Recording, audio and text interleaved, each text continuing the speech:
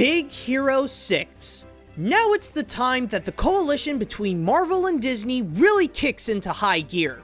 Sure, we've seen stuff like the Avengers popping up in the parks or have them as playable characters in Disney Infinity, but now it has reached the point where one of the Marvel comics is officially a part of the long history of Disney's animated features.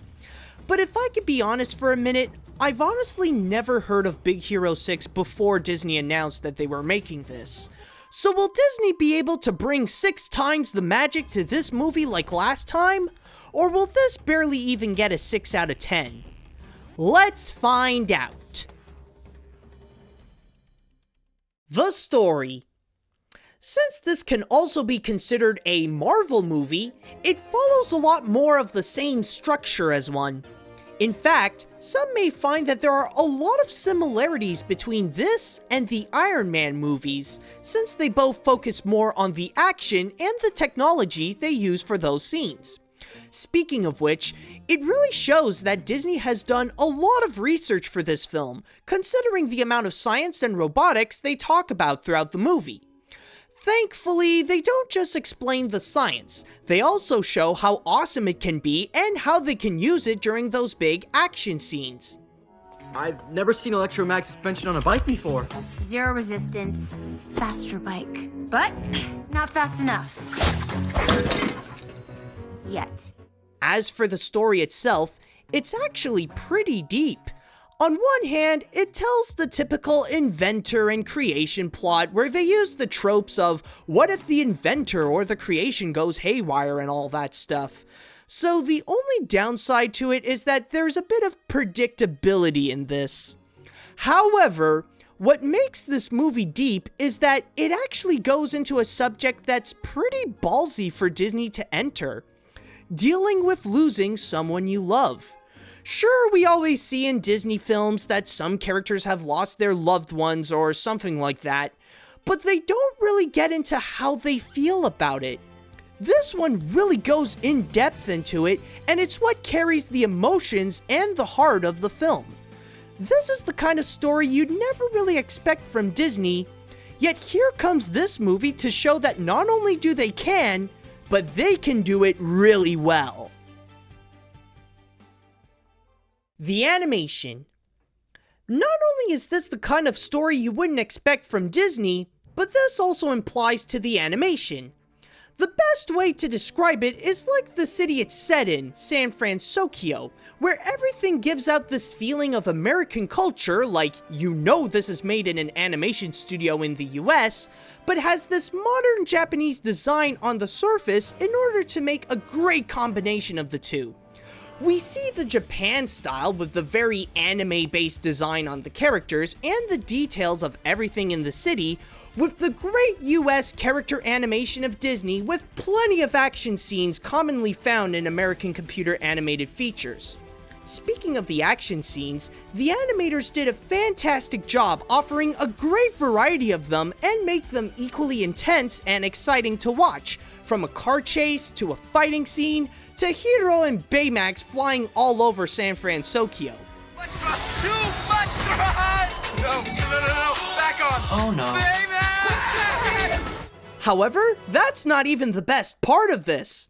What makes the animation stand out from all the other animated features is the use of science and robotics. Like I said, they don't just explain it, they also show how it works, and it really is impressive. They present how science can be really colorful and interesting, while they also show how robotics can be so creative and fascinating to see how they can be used to actually help humanity, instead of, well, you know, destroying it. This is what I love about Disney today. Not only do they keep their traditional looks for some of their films, but for others, they also do experimentations with their animation, which would lead to great results like this. The characters. Where would an action film like this be without having the support of a lovable cast of characters behind it? Oh yeah. Well, let's check on them first. With Hiro, He's a 14-year-old genius with an advanced knowledge of, well, robotics and science, and lives with his eccentric Aunt Cass, who seems to go on a quest for vengeance for the death of his kind-hearted brother, Tadashi. But, deep down, he's just trying to find inner peace with the loss of his brother. As for his friends, they each offer a likable personality along with a knowledge on a specific form of science. There's Go-Go, the tough girl that specializes in electromagnetics, Honey Lemon, the sweet bubbly girl that knows a lot of chemistry, Wasabi, the cautious law-abiding citizen who is an expert on lasers, and Fred, the comic book geek that's more into kaiju.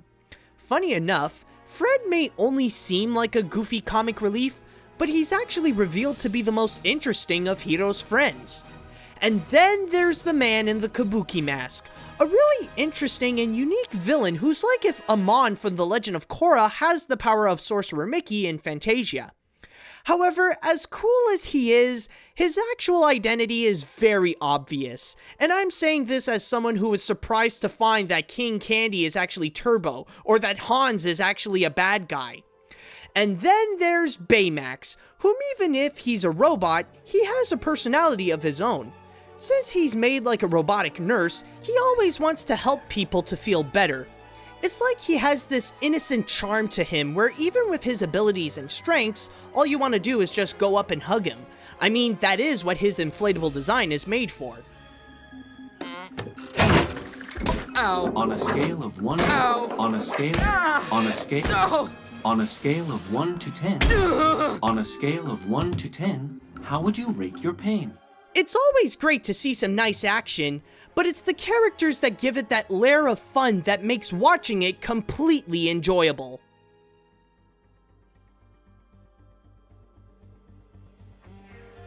With the combination of the magic of Disney and the technological action of Marvel, Big Hero 6 is an awesome action-packed adventure with a heartfelt story, amazingly creative animation, and a cast of likable characters. I highly recommend that you go check this out, especially if you're a fan of the Iron Man movies. Also, before the film, they would play an animated short called Feast, which is much more interesting than I expected, since it tells a stylized story of a man through what the dog is eating. It's very nice and, well, no pun intended, a good appetizer to the main course.